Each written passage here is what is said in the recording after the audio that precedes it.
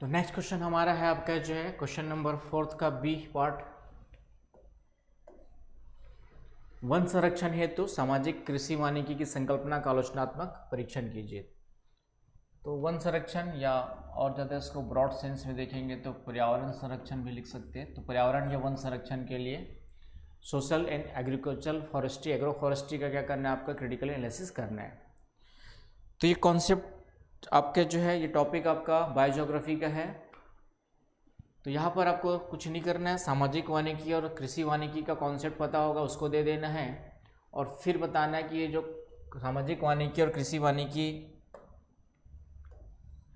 की जो संकल्पना है वह वन या पर्यावरण संरक्षण के लिए कहाँ तक सफल रही है या नहीं रही है। आलोचनात्मक का मतलब है कि डेफिनेटली से कुछ कमियां रही है, उसको आपको फोकस करते हुए आंसर लिखना है।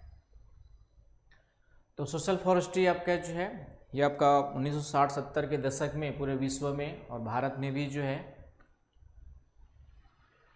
पूरा का पूरा पर्यावरण संरक्षण के लिए, जैव विविधता संरक्षण के लिए आपका जो है प्रारंभ किया गया था विश्व के अधिकांश देशों में। इसके अंतर्गत किया क्या जाता है, सामाजिक वानिकी समाज के द्वारा की जाने वाली वानिकी अर्थात लोगों के द्वारा जो है वृक्षारोपण को बढ़ावा देने के लिए, उनको प्रोत्साहित करने के लिए अलग अलग देशों में सरकारों के द्वारा, भारत में भी जो है 1976 के आसपास स्टार्ट हुआ था, भारत सरकार या सरकारों के द्वारा क्या किया गया, प्रोत्साहन दिया गया, उनको सहयोग दिया गया, उनको आपका जो है वृक्षारोपण को बढ़ावा देने के लिए जागरूक किया गया, उनकी सहभागिता अधिक से अधिक लेने के लिए कार्य किए गए, जिसके तहत लोगों को जो है पेड़ पौधे जो पौधे जो है दिए जाते थे, उसको खाली ज़मीन पर पंचायत भूमि, सड़कों के किनारे, नहरों के किनारे, रेल लाइन के किनारे, इन सभी क्षेत्रों में लगाने को क्या किया गया, प्रोत्साहन दिया गया। इसके पीछे उद्देश्य क्या था, सामाजिक वानिकी का जो मुख्य उद्देश्य था इसको हम लोग 5F कह सकते हैं, स्थानीय आवश्यकताओं की पूर्ति। आपका जो है 5 स्थानीय जो आवश्यकताएं होती है जिसको मैं 5F में क्लासिफाई करता हूँ, स्थानीय आवश्यकताएं, लोकल रिक्वायरमेंट्स।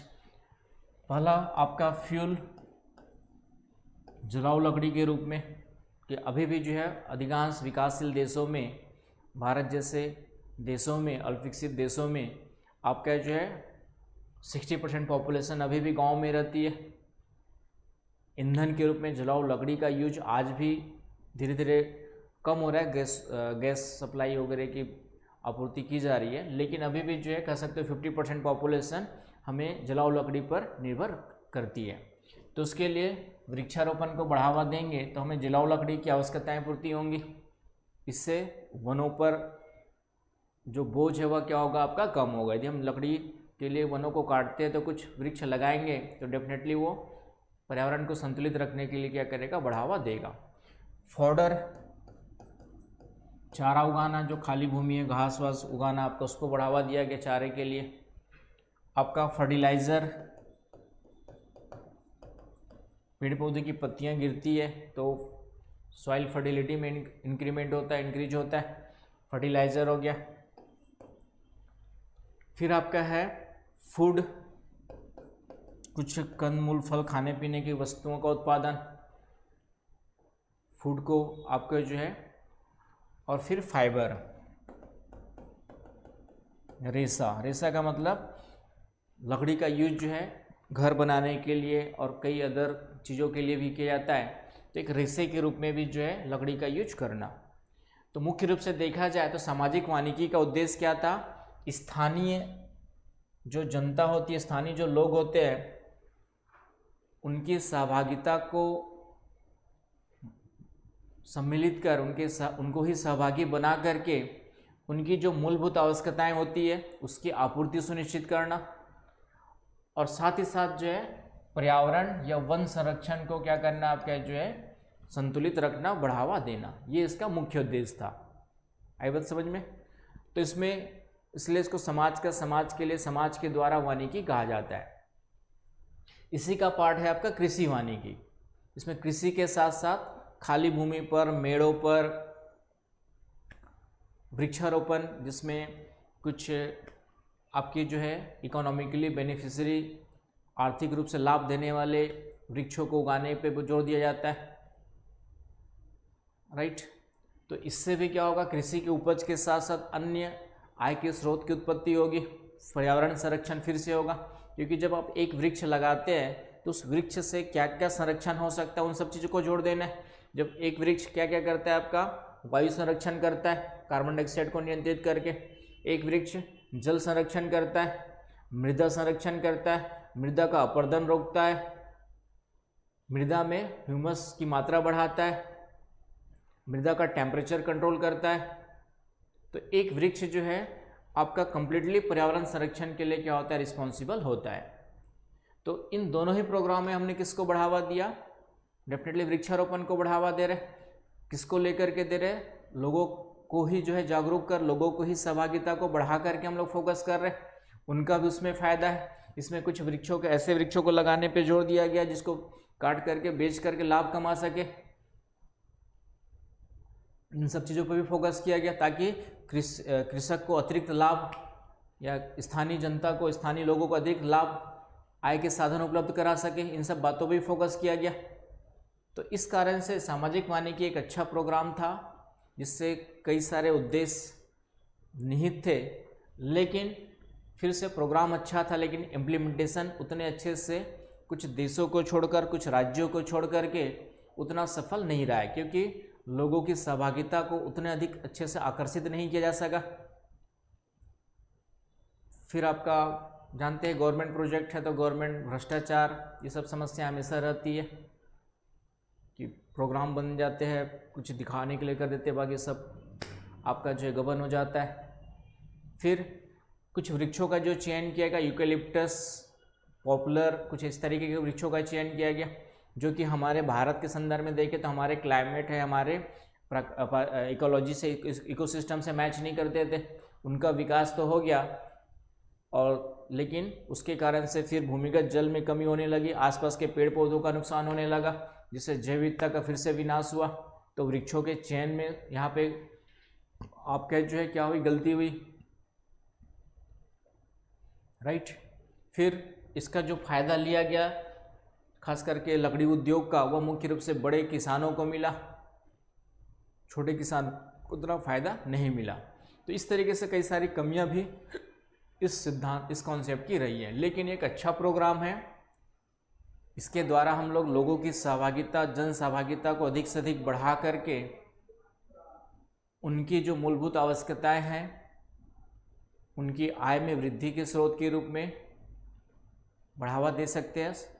साथ ही साथ पर्यावरण संरक्षण भी जो है इसके द्वारा अच्छे से किया जा सकता है, इनकी कमियों को दूर करते हुए।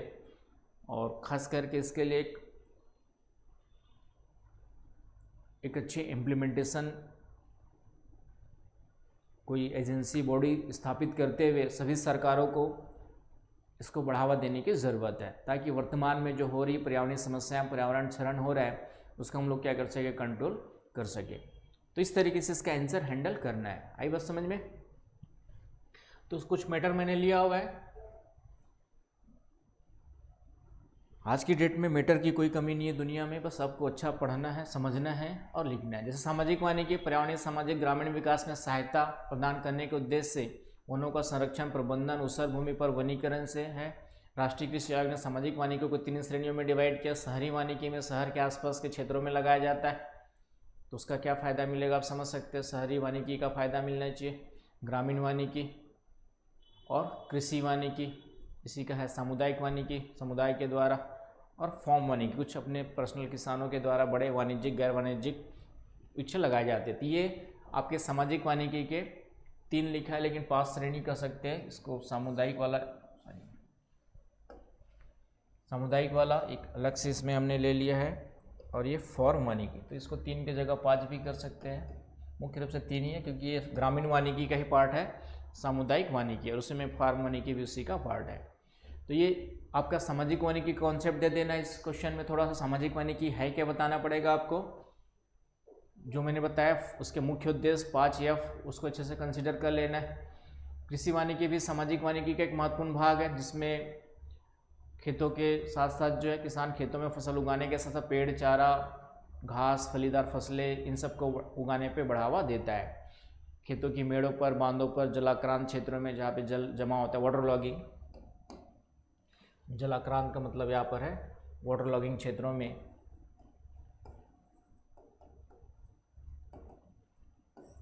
सड़कों के किनारे, इन सबको बढ़ावा देने की ज़रूरत है। आई बात समझ में। तो ये आपका कृषि वानिकी उसी का पार्ट हो गया। तो ये तो कॉन्सेप्ट हो गया। अब इसका हमें क्वेश्चन में पूछा है वन संरक्षण में भूमिका। तो डेफिनेटली इसमें हम लोग किसको बढ़ावा दे रहे हैं, वृक्षारोपण को ही बढ़ावा दे रहे हैं। तो वर्तमान में निरंतर जो डिमांड बढ़ते जा रही है,